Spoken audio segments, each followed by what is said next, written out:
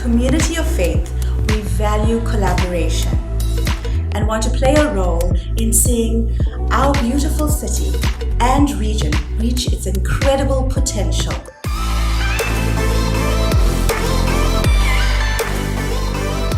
So for a while, we will be showcasing some local businesses and initiatives. I'm Grant Pittsey and welcome to Point Surf Co.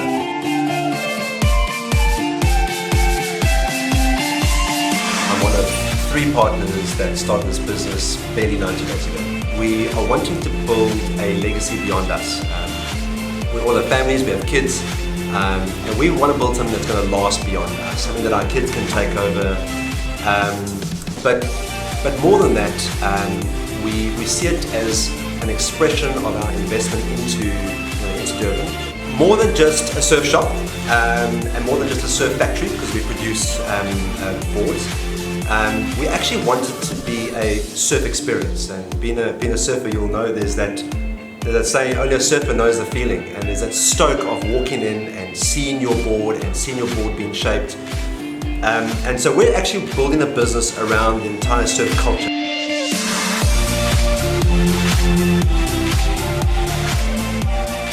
I'm Vera, and welcome to Sunday Talks with Co-Church. Thanks so much for connecting with us, and welcome to the small few that are in the room as well. Last time we started speaking about love.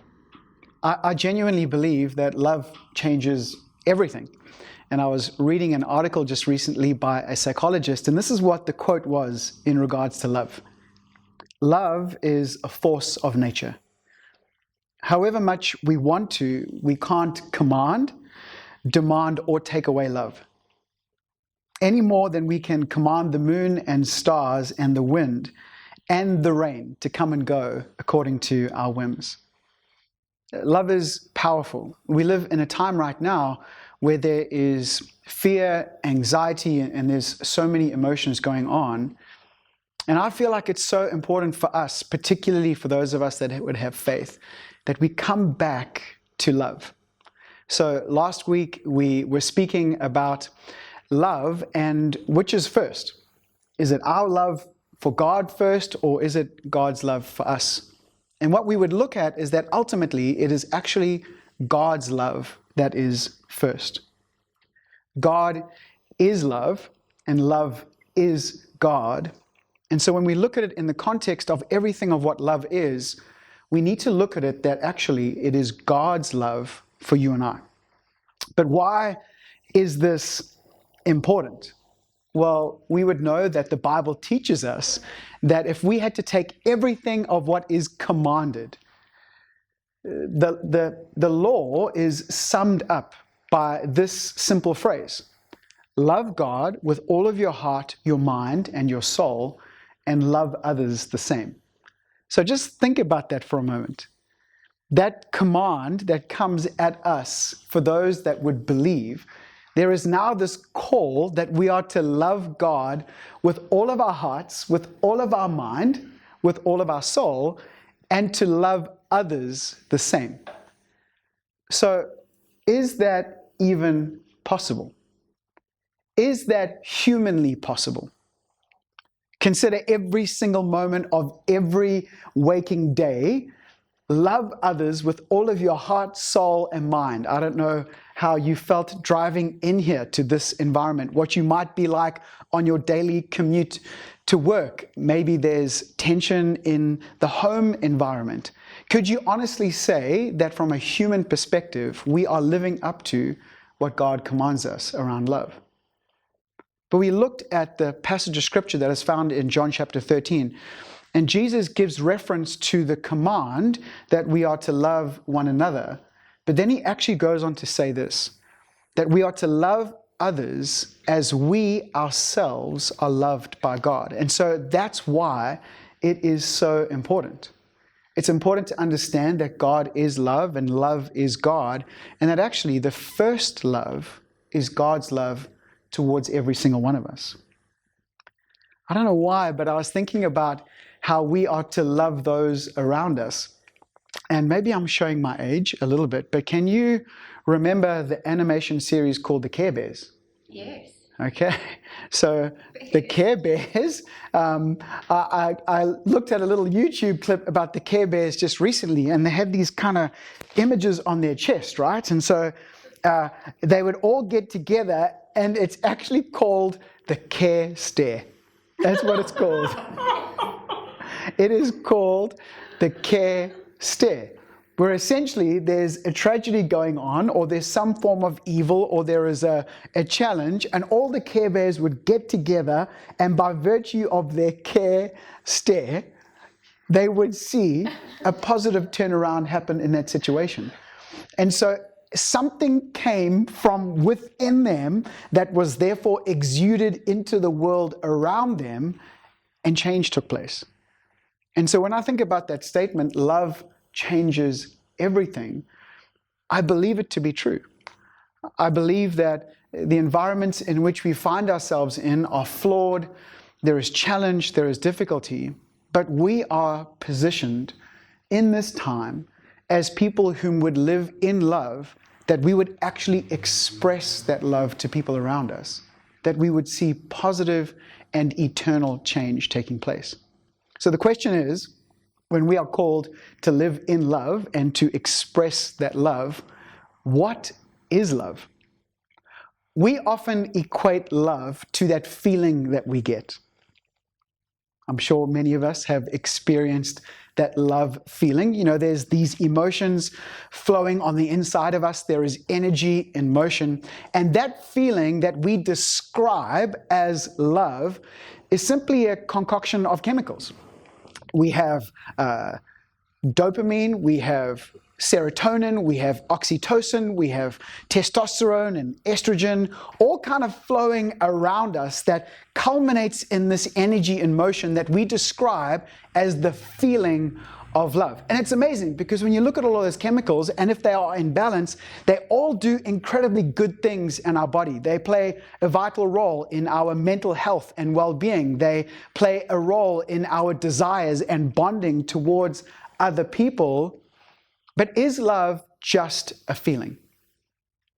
Well, if we're going to define what love is, because ultimately it is about expressing love to those around us, we need to have an understanding as to what love is. So love, we best describe it from that energy in motion that we would know as the feeling of love. Now that's not entirely a negative thing, because we all feel, and quite often we can try and hide our feelings, quite often we can try and bury them and not process them. I believe we are by design created to feel. And so it's a good thing in embracing those feelings. And those feelings are doing good things in our life. The challenge comes in is if we are now ruled by those feelings. Because ultimately feelings begin by thought, and we can navigate what those feelings can become. But quite often we get addicted to certain types of feelings, and before we know it, feelings are ruling. So if love is more than just a feeling, it allows us to take a step back and look at it in its entirety. And instead of looking at God based upon our definition according to what we might be feeling, we look to Him first as the ultimate definition of love. And we bring that down to get a full comprehension. That if we are to live in love, God's love first, we then love in return, and we can express that sincere, authentic, and genuine love to those around us. We could see what I believe God intends, and that is for love to be everything of what we live by. So I want to read a passage of scripture to you, and it's the one passage that we'll make reference to in this particular talk. And if you've been to a wedding, if you are married, you might have heard this passage of scripture come up at some point. 1 Corinthians chapter 13. It's the love chapter, right? I want to read it to you, and I want you to think about the command aspect of love. So if we had to look at it purely in a command sense, that you have to love one another, I want you to measure up that love according to what we would find as the definition, biblically speaking, that God teaches us around love. 1 Corinthians chapter 13. Love is patient. Love is kind. It doesn't envy. It doesn't boast. It's not proud. It doesn't dishonor people. It isn't self-seeking. It keeps no record of wrongs. It's not easily angered. Love delights in truth.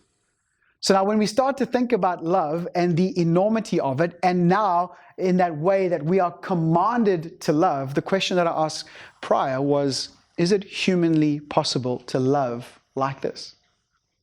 I feel like love is possible, but it is more godly possible than it is humanly possible. So I want to read this passage of scripture to you again, looking at God being the very definition of love.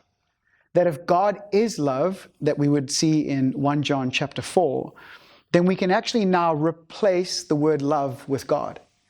And so if you think about God's love being first, and us having the opportunity to live in that love, listen to this now again from the point of view that God is towards you and I. This is what it says. God is patient. God is kind. He doesn't envy. God is not boastful or proud. God doesn't dishonor others, isn't self-seeking. God is not easily angered. Doesn't keep any records of wrongs. God delights in the truth. God always protects, always trusts, always hopes. God always perseveres. God never fails. See, God is love. And so when we have this calling into love, what the calling actually is a calling into God. It's the sense whereby the creator of the heavens and earth is inviting humanity. Not just us, not just an exclusive few, but the call goes out to everyone. The call goes out to you. That God, being the very definition of love, wants you to abide in this place. That He is not easily angered, that He is kind, that He is patient with us, that He longs to see truth and He rejoices in good things, and that He never fails. I don't know how that sits with you according to what you might be navigating right now, and you might think, well, where is God? And we can quite often ask that question based on emotions, perhaps even being ruled by feelings because of the notion as to what love is. But if we take a step back, if we look at it in a broader sense, that God is love, that we look at the definition of love by looking at Him first, rather than based upon our feelings, or rather on a dictionary definition, and that we allow His love to permeate everything of what our situation is. I want to read that same passage to you, but from Eugene Peterson's The Message. Love never gives up. Love cares more for others than for self. Love doesn't want what it doesn't have. Love doesn't strut, doesn't have a swelled head, doesn't force itself on others. It isn't always me first. Doesn't fly off the handle, doesn't keep a record of the sins of others, doesn't revel when others are groveling. Love takes pleasure in the flowering of truth. Love puts up with anything. Trust God always. Always look for the best. Never look back, but keep going to the end. Love changes everything. And God is love. Love is God. And this first love is actually the love of God towards every single one of us. If we look at our life, if we look at surroundings, there is absolutely no doubt that the power of love might bring about an internal transformation, which we believe, as to the Care Bears, that love now being received by us, but then permeated into the world, we will see good overcoming evil. We will see the hope in which we live becoming a reality in our situations and in the city in which we find ourselves, in the regions in which we find ourselves. And so the question I have for us is, how are we choosing to abide in that love? What are we doing proactively? What considerations are we taking in our life? How are we choosing to be reminded of, to be embracing, to be looking to that first love? Because it is for us. It's for every single one of us, and it is for you. So we're going to continue on this love series. We're going to look at love, the definition of it, how it is applicable to our lives, and then explore more what it means to live in such a way that we can honestly say that we are loving others. So thanks so much for connecting with us. Thanks for those that are in the room and enjoying this with us. Next week, Sunday, we're going to continue looking at love, and our hope is that it's going to make a difference in your life.